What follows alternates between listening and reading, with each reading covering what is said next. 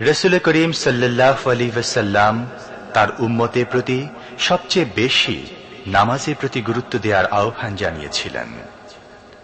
ব্যক্তিগত জীবনেও তিনি তার প্রতিফলন ঘটিয়েছেন। এ সম্পর্কে এখন বক্তব্য রাখছেন হযরত মাওলানা দিলওয়ার হোসেন সাঈদী। প্রযোজনায় সিএইচপি, পরিবেশনায় স্পন্দন অডিও ভিজুয়াল সেন্টার, ঢাকা। আল্লাহ পাক বলছেন ওয়ানজির আশীরাতাকাল আকরাবিন, তোমার নিকটবর্তী যারা আছে তাদেরকে তুমি আল্লাহর ভয় দেখাও। নামাজের জন্য তাদেরকে বলো আল্লাহর ভয় তাদের অন্তঃকরণের মধ্যে সৃষ্টি করে দাও। আর এই নামাজ পড়তে হবে জামাতের সাথে। নামাজ পড়তে হবে কিসের সাথে? জামাতের সাথে। রাসূল করিম সাল্লাল্লাহু আলাইহি ওয়াসাল্লাম বলছেন, হুজুরের কাছে আল্লাহর নবীর কাছে হযরতে আবু হুরায়রা রাদিয়াল্লাহু তাআলা আনহু হাদিসটি বর্ণনা করেছেন। হুজুরের কাছে একজন অন্ধ লোক এলো। সেই অন্ধ লোক এসে বললেন, হুজুর আমি তো চোখে দেখি না, জামাতের যে গুরুত্বের কথা আপনি বললেন, আমাকে কি রুখসত দেওয়া যায় নাকি? আমি অনেক সময় সাথী সঙ্গী পাই না, আমাকে কি রুখসত দেওয়া যায় নাকি? হুজুর বললেন, হ্যাঁ তোমাকে রুখসত দেওয়া গেল। অন্ধ যখন হেঁটে যাচ্ছিলেন, নবীজি তাকে আবার ডাকলেন, ডেকে জিজ্ঞেস করলেন, অন্ধ নামাজের মসজিদের আজান কি তোমার কানে যায়? বলে, হ্যাঁ আমি আজান শুনি। হুজুর বললেন, আজানের জবাব দিবা, মসজিদে এসে জামাতে নামাজ পড়বা। একজন অন্ধকে রুখসত দেওয়া হয় নাই। মসজিদে আজান শোনার পর ঘরে বসে যদি নামাজ আদায় করেন, নামাজের হক আদায় হবে না। হুজুর সাল্লাল্লাহু আলাইহি ওয়াসাল্লাম বলেছেন, মসজিদে আজান হওয়ার পর যে ব্যক্তি ঘরে বসে নামাজ পড়ে, আমার ইচ্ছা হয় ঘরটা আগুন দিয়ে জ্বালায় দেই। কে বলতেছেন? রাহমাতুল লিল আলামিন বলতেছেন। রাহমাতুল লিল আলামিন বলতেছেন, ঘরের মধ্যে যদি মেয়ে লোক আর বাচ্চারা যদি না থাকতো, তাহলে আমার ইচ্ছা হয় আমি বলি আগুন দিয়ে ঘরটারে জ্বালায় দাও। এই ঘরের মহব্বতেই তো সে বাইর হয় না। নামাজের এত বড় গুরুত্ব দেওয়া হয়েছে। আমার বন্ধুগণ, এই নামাজের জামাতি আল্লাহর নবী জীবনের শেষ নামাজ জামাতে আদায় করেছেন। জীবনের শেষ নামাজটাও জামাতে আদায় করলেন। তখন তার এমন অবস্থা, এত অসুস্থ, দাঁড়াতে পারেন না, হাঁটতে পারেন না। দুইজন সাহাবীর কাঁধের উপরে ভর করে তারপরে বহু কষ্ট করে মসজিদে গিয়ে নামাজ আদায় করেছেন। খুতবা দিয়েছেন। বললেন, খুতবা দিতে গিয়ে বললেন, আজ থেকে মসজিদে নববীর চতুর্দিকের সকলের দরজা বন্ধ হয়ে যাবে, শুধু আবু বকরের দরজাটা খোলা থাকবে। আল্লাহর নবী বললেন, আল্লাহ রাব্বুল আলামিন এই পৃথিবীতে তার এক বান্দাকে জাগতিক সব সম্পদ দিতে চেয়েছিলেন, কিন্তু সে বান্দা সব জাগতিক সম্পদকে উপেক্ষা করে মাবুদের সঙ্গে দেখা করা বেশি জরুরি, বেশি পছন্দ মনে করেছেন। এতটুকুন কথা নবীজি বললেন, কেউ কিছু বুঝলো না। হযরতে আবু বকর রাদিয়াল্লাহু তাআলা আনহু হুজুরের এই কথা শুনে কাঁদতে কাঁদতে তিনি অস্থির হয়ে যাচ্ছেন। সাহাবীরা চিন্তা করলেন, হুজুর কার না কার কথা বলেছেন, তাতে কান্নার কি আছে? বয়োবৃদ্ধ, জ্ঞান বৃদ্ধ হযরতে আবু বকর রাদিয়াল্লাহু তাআলা আনহু বুঝতে পেরেছেন, এই পৃথিবীর সব সম্পদ তো আল্লাহ হুজুরকেই দিতে চেয়েছিলেন। তিনি সমস্ত সম্পদকে উপেক্ষা করে তার মাবুদের সঙ্গে দেখা করার জন্য প্রস্তুতি নিয়েছেন। তার মানে হলো আল্লাহর নবীর বিদায় হয়ে যাবেন, আমরা নবী থেকে এতিম হয়ে যাব। নবীজি ঘরের মধ্যে প্রবেশ করলেন। প্রচন্ড জ্বর এলো। এই প্রচন্ড জ্বর নিয়ে তিনি শুয়ে আছেন, কখনো বেহুশ কখনো হুশ। এর মধ্যে এশার আজান হয়ে গেল। সাহাবীরা বহুক্ষণ অপেক্ষা করে হযরত আবু বকরের ইমামতিতে নামাজ শুরু করলেন। হুজুরের হুশ এলো। প্রশ্ন করলেন, আয়েশা রে, এখন কোন সময়? হযরত আয়েশা বলেন, ইয়া রাসূলুল্লাহ, মসজিদে নববীতে নামাজ শুরু হয়ে গেছে। সাহাবীরা অনেকক্ষণ অপেক্ষা করে আমার বাবার ইমামতিতে নামাজ পড়তেছে সবাই, কিন্তু সাহাবীরা কেঁদে কেঁদে নামাজের মধ্যেই কাঁদতে কাঁদতে অস্থির হয়ে যাচ্ছে। তাদের মনের ধারণা হয়েছে নবীজির পেছনে নামাজ পড়ার কিসমত থেকে তারা মাহরুম হয়ে গেল। নবীজি বলেন, আয়েশা দরজা খুলে দাও আর আমার মাথাটা একটু উঁচু করে ধরো, আমি একটু নামাজের দৃশ্যটা দেখি। দরজা খুলে দেওয়া হলো, নবীজির মাথা উঁচু করে ধরা হলো। নামাজের জামাতের দৃশ্য দেখে নবীজি আবার শুয়ে পড়লেন। হযরত মা আয়েশা লক্ষ্য করে দেখেন নবীজির দুই চোখের কোনা দিয়া পানি পড়তেছে। মা আয়েশা জিজ্ঞেস করেন, ইয়া রাসূলুল্লাহ, নামাজের দৃশ্য দেখে চোখে কেন পানি এলো? হুজুর বলেন, আয়েশা রে, এটা কোনো দুঃখের পানি নয়, এটা তৃপ্তির পানি। এই যে জামাত নামাজ পড়তেছে লোকেরা, এই জামাত কায়েমের জন্য তায়েফের ময়দানে অনেক রক্ত আমার ঝরেছে, উহুদের ময়দানে দান্দার মুবারক শহীদ হয়েছে, সাহাবায়ে কেরাম জীবন দিয়েছে। এই যে জামাত আমি দেখতে পেলাম, ভবিষ্যতের একটা ছবি যেন চোখে ধরা পড়লো। আমার মনে হলো কিয়ামত পর্যন্ত এই পৃথিবীতে আমার যত উম্মত আসবে তারা এইভাবে করে জামাতে নামাজ আদায় করবে। নবীজি মাথার কাছে মালাকুল মউত যখন এসে গেছেন, আমার ভাইরা, এই পৃথিবীতে যত নবীরা এসেছিলেন মৃত্যুর সময় সমস্ত নবীরা শেষ কথা যেটা বলেছেন, হাদিস, সমস্ত নবীরা উম্মতের জন্য মৃত্যুর মুহূর্তে শেষ কথা যেটা বলেছেন সেটা হলো আসসালাত, আসসালাত, নামাজ, নামাজ। আমার নবী যখন বিদায় হয়ে যান, বিদায় মুহূর্তে মেয়ের কথা বললেন না, কলিজার টুকরা নাতির কথা বললেন না, জামাইয়ের কথা বললেন না, স্ত্রীর কথা বললেন না, মৃত্যুর সময় শেষ কথা বললেন আসসালাত, আসসালাত ওয়া মা মালাকাত আইমানুকুম, নামাজ, নামাজ, আমার উম্মতেরা নামাজ, আমার উম্মতেরা নামাজ ছেড়ে দিও না, নামাজ। যেই নবী উম্মতের জন্য এত কাঁদলেন, নামাজের জন্য এত কথা বলে গেলেন, আল্লাহ রাব্বুল আলামিন নামাজের জন্য এত নির্দেশ করলেন, নবীজি ইন্তেকালের সময় নামাজের কথা বলে দিলেন, সেই মুসলমান আজ নামাজ আদায় করে না, নামাজ পড়ে তো নামাজ শুদ্ধ হয় না। হযরতে হুযায়ফা রাদিয়াল্লাহু তাআলা আনহু, তিনি একবার ইয়েমেন সফর করেছিলেন, এক মসজিদে নামাজ পড়লেন, একজনকে তিনি নামাজ পড়তে দেখলেন, নামাজ পড়তে দেখে তিনি অপেক্ষা করলেন, লোকটার নামাজ হয়ে যাওয়ার পর তিনি প্রশ্ন করলেন, আল্লাহর বান্দা, তুমি কতদিন এরকমের নামাজ পড়তেছ?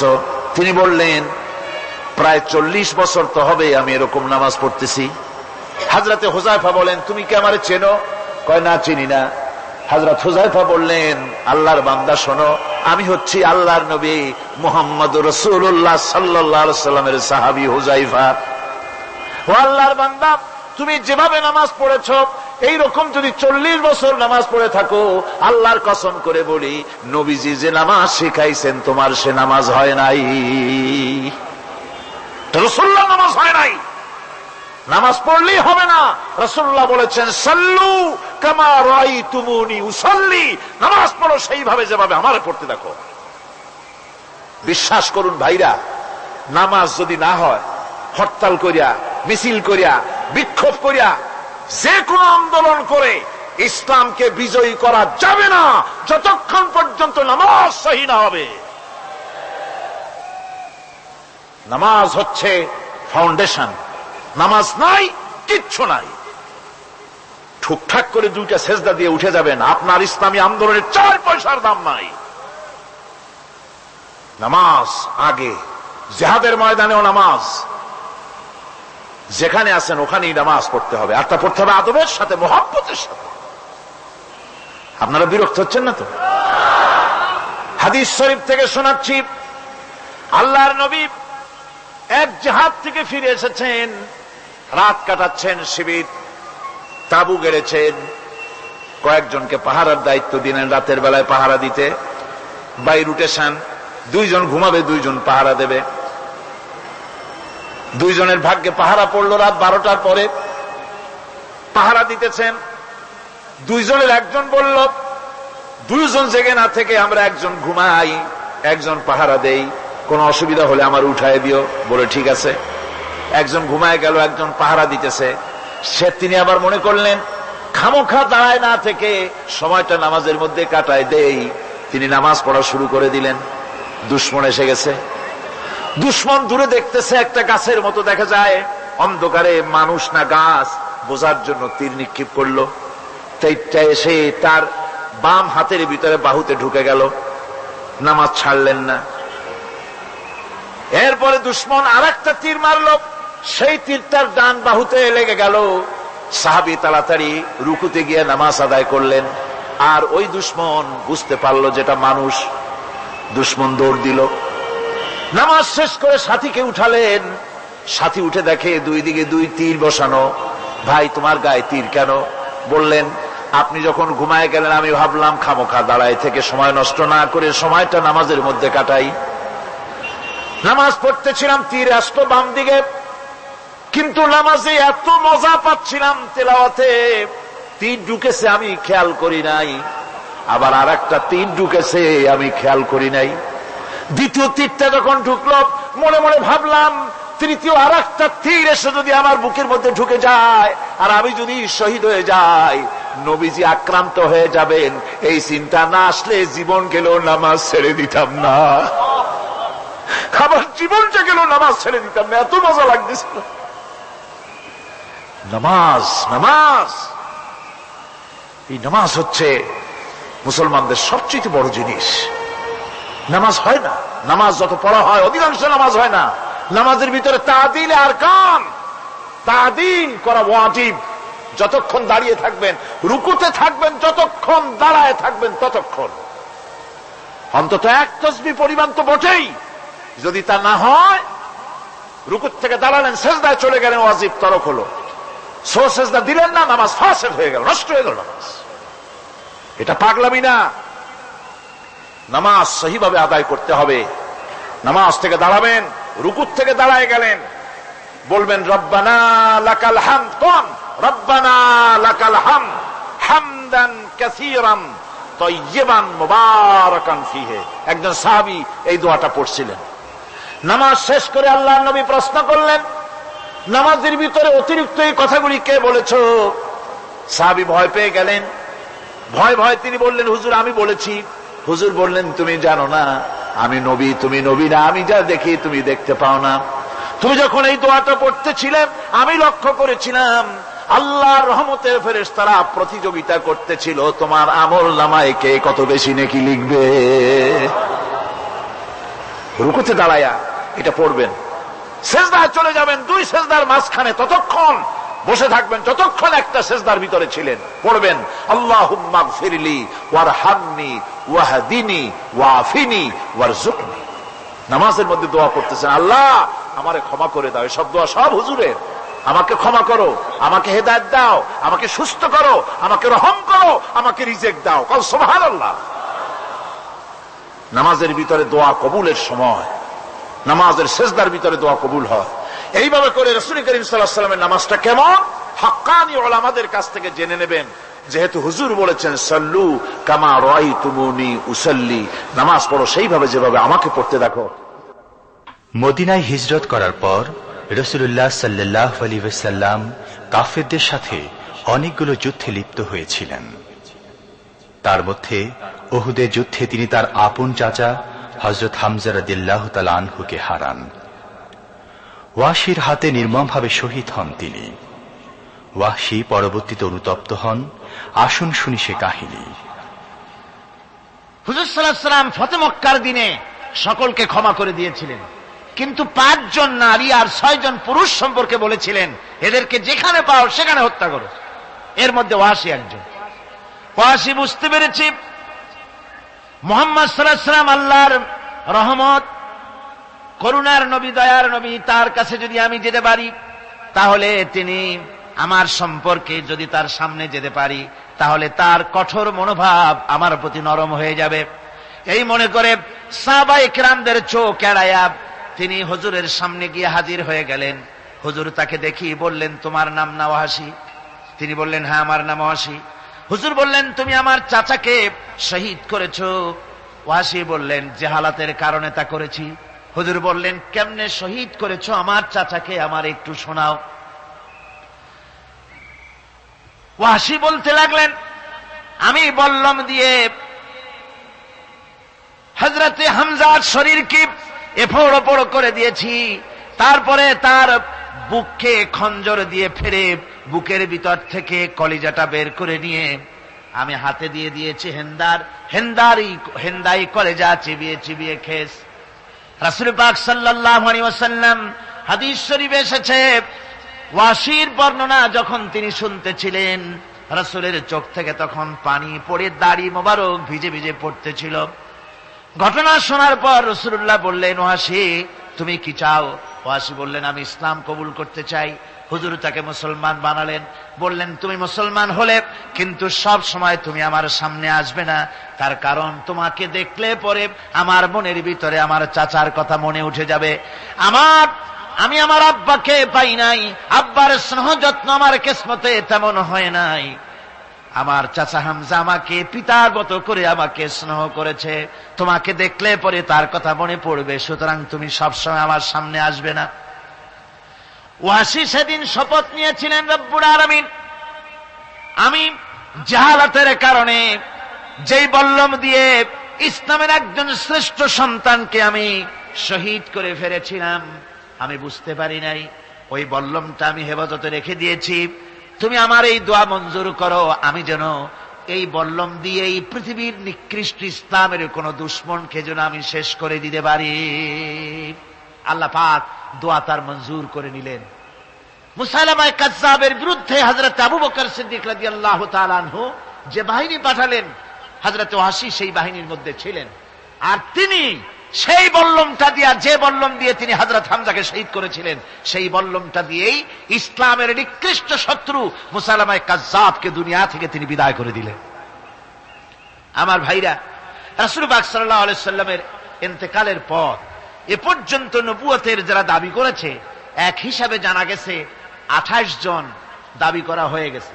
রাসূল বলেছেন, আমার পরে 30 জন মিথ্যেবাদী নবুয়তের দাবি করবে। কতজন করবে? হয়ে গেছে, বাকি আছে কত? এর মধ্যে গোলাম আহমদ একজন। গোলাম আহমদ দাবি করল যে আমি নবী। তার অনেকগুলি বই কিতাব সে লিখল। বইয়ের মধ্যে এক জায়গায় সে লিখেছে, তার বইয়ে এক জায়গায় লিখেছে যে আমি স্বপ্নে দেখলাম আল্লাহ আমার সামনে উপস্থিত। আল্লাহ আমার সামনে এসেছেন পুরুষের আকৃতিতে, আর আমি তখন স্বপ্নের ভিতরে আমি নিজেকে একজন নারীর মতোই মনে করলাম। স্বপ্নের ভেতরেই আল্লাহ পাক পুরুষ হিসাবে আমাকে ব্যবহার করলেন। আমি স্বপ্নের মধ্যেই গর্ভবতী হলাম এবং স্বপ্নের ভিতরে আমি গোলাম আহমদ মসিহে রূপান্তরিত হয়ে গেলাম। নাউযু বিল্লাহি মিন যালিক। গোলাম আহমদ বলছে, আল্লাহ পাক ওহীর মাধ্যমে আমাকে জানিয়েছেন, আল্লাহ আমাকে বলেছেন, গোলাম আহমদ তুমি হচ্ছ আমার সন্তান তুল্য। নাউযু বিল্লাহি মিন যালিক। এইভাবে অসংখ্য মিথ্যে কথা দিয়ে বইপত্র রচনা করেছে।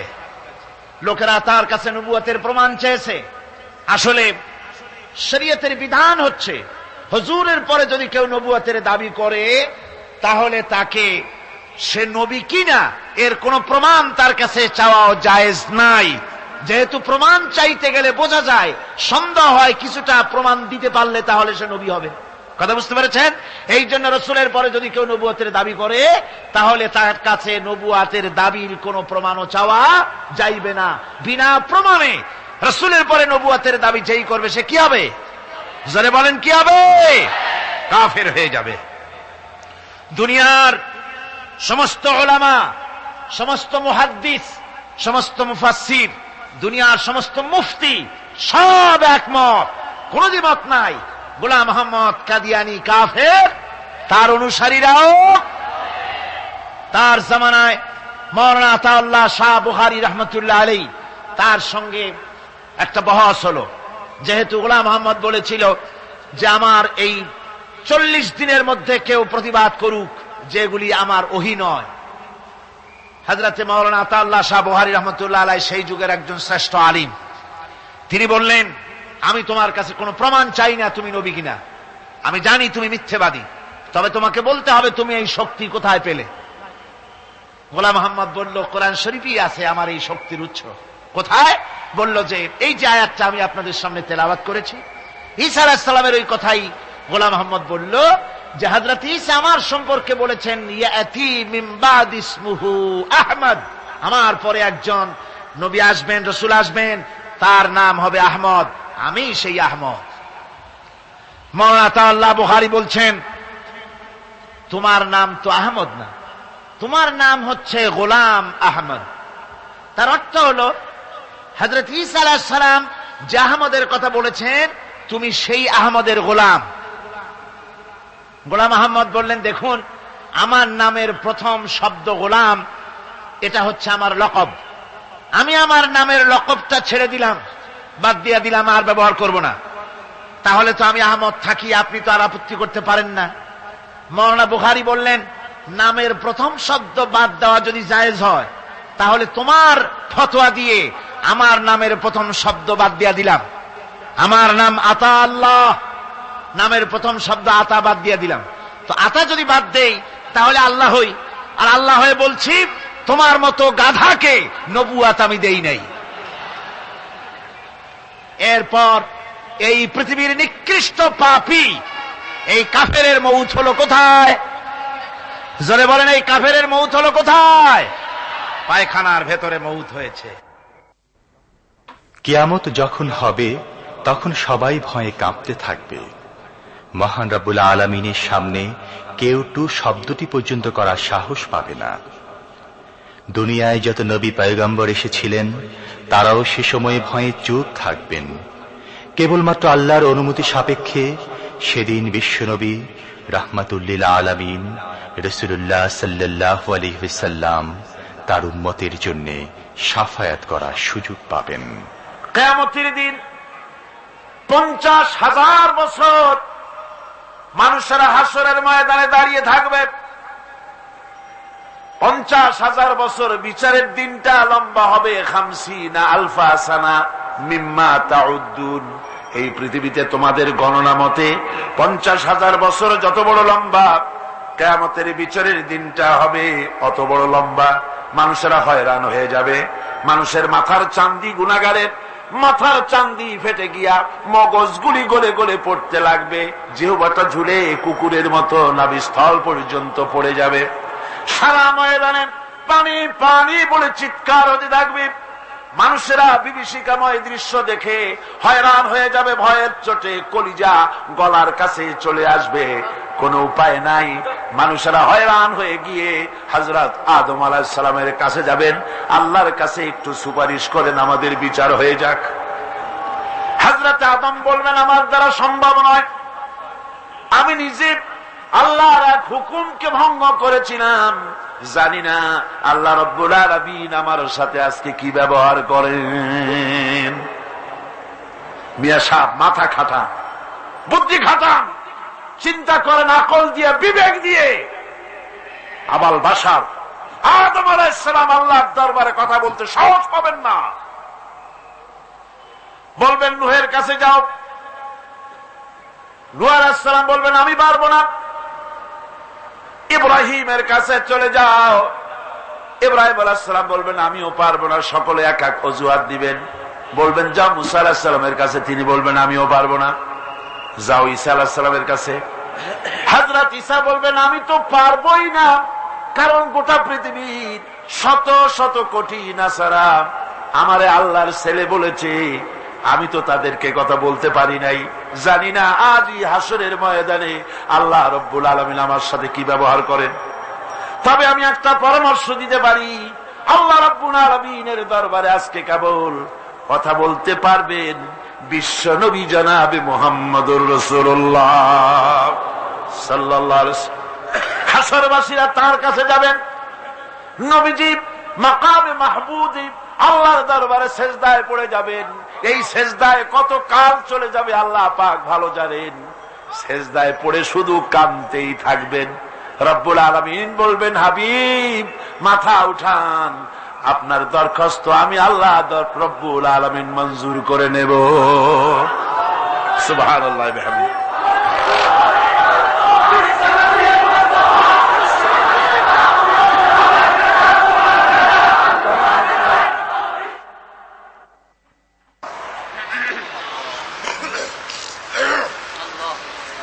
ربنا ظلمنا أنفسنا وإن لم تغفر لنا ওয়া তারহামনা লানাকুনান্না মিনাল খাসিরিন। সবাই পড়েন আমার সাথে, রব্বানা যালামনা আনফুসানা ওয়া ইন লাম তাগফির লানা ওয়া তারহামনা লানাকুনান্না মিনাল খাসিরিন।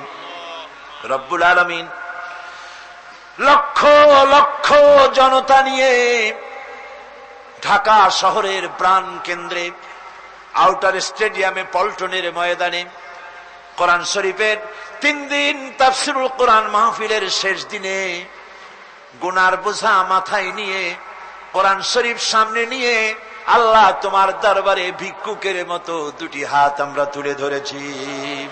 রব্বুল আলামিন এই 3 দিন আমরা যারা কথা বলেছি, আমরা মানুষ, কথার মধ্যে যদি কোনো ভুল ত্রুটি হয়ে থাকে আল্লাহ দয়া করে আমাদের ভুল ত্রুটি মাফ করে দিয়ে পূর্ণ সওয়াব এনায়েত ফরমাও। রব্বুল আলামিন তুমি দয়া করে এই 3 দিনের মাহফিলে যত সওয়াব দান করবা মেহেরবানি করে তা হাদিয়া স্বরূপ আমাদের বিশ্ব নবী, কিয়ামতে আমাদের সুপারিশকারী, আমাদের প্রিয় নবী রাহমাতুল লিল আলামিন জনাবে মুহাম্মদ রাসূলুল্লাহ সাল্লাল্লাহু আলাইহি ওয়াসাল্লামের রূহ মুবারকে পৌঁছায়া দাও। রাসূলের সাহাবী, তাবিন, তাবে তাবিন, সিদ্দিকিন, শুহাদা, আম্বিয়া আলাইহিমুস সালাম, আইম্মায়ে মুজতাহিদিন, সালফে সালিহিন, আকাবেরে দ্বীন, উলামায়ে মুতাকাদ্দিমিন, উলামায়ে মুতাআখিরিন, আসফিয়ায়ে কেরাম, তাম পৃথিবীর মুমিন মুমিনাত যারা কবরে শুয়ে আছে আল্লাহ সকলের আরোহার পরে সওয়াব পৌঁছায়া দাও। রব্বুল আলামিন আজকের এই মাহফিলে আমরা লক্ষ লক্ষ মানুষ তোমার দরবারে হাত তুলে আমাদের আব্বা জানের কথা মনে পড়ে গেল। আমরা যারা আমাদের বাপ হারাইছি, আমাদের মা বোনদের মধ্য থেকে, ভাইদের মধ্য থেকে আমরা যারা বাপ হারাইছি, আল্লাহ তুমি দয়া করে আমাদের বাপজানের কবরটাকে জান্নাতের টুকরা বানাইয়া দিও। আয় আল্লাহ তাআলা আমাদেরকে বড় করার জন্য, মানুষ করার জন্য কত স্বপ্ন দেখতো, কত কষ্ট করত।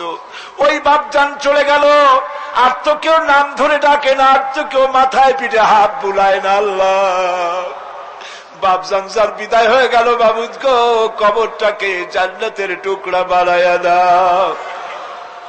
আয় আল্লাহ তাআলা আমাদের জনম দুঃখিনী মা, একটা অক্ষর মা, আর মনে হয় যেন তামাম পৃথিবীর সমস্ত মধু এই একটা অক্ষরের মধ্যেই তুমি দিয়ে দিয়েছো।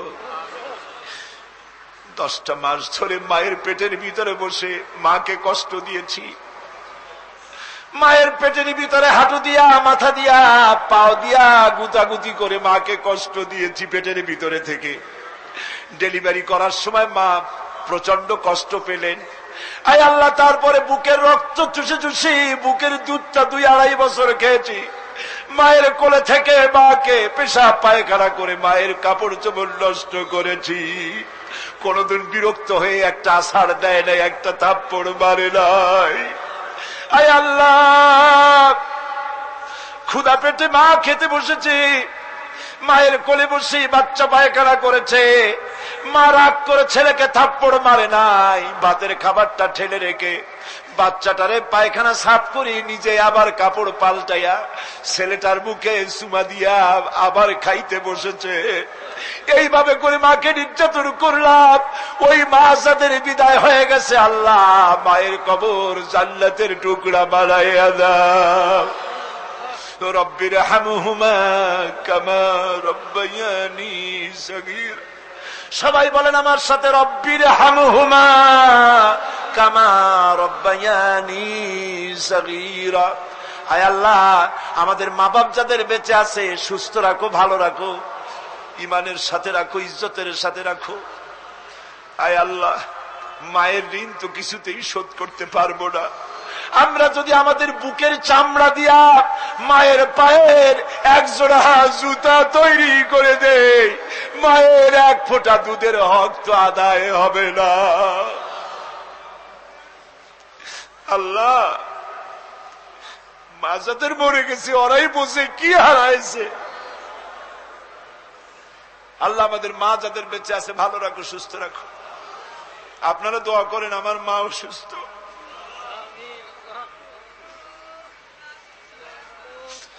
আল্লাহ মাকে সুস্থ করে দাও। ربنا تقبل منا إنك أنت السميع العليم وتب علينا إنك أنت التواب الرحيم سبحان ربك رب العزة عما يصفون وسلام على المرسلين الحمد لله رب العالمين واجعل آخر كلمة عند الموت لا إله إلا الله محمد رسول الله। আসসালামু আলাইকুম ওয়া রাহমাতুল্লাহ।